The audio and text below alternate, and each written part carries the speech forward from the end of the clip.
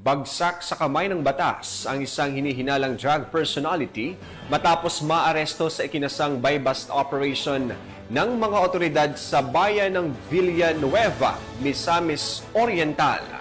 Ang report mula kay Patrolwoman Danessa Berdos.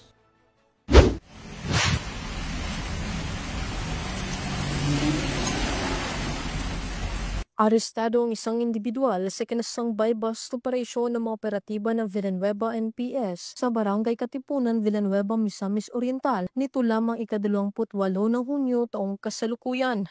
Kinilala ni Police Major Princess Bergado, OIC ng Villanueva MPS, ang suspect na si alias Tonton, lalaki 50 taong gulang at residente ng Taguluan, Misamis Oriental.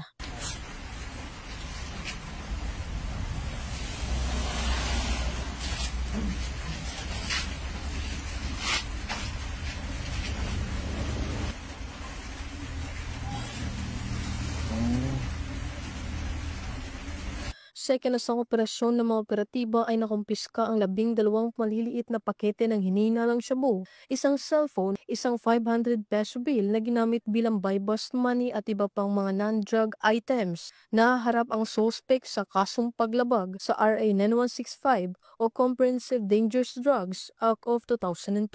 Mula dito sa Camp Capistrano, Gusa, Cagayan de Oro City, ako ang inyong Police News Network Correspondent, Patrolwoman Danessa Berdos, alagad ng batas, tagataguyod ng Balitang Pulis.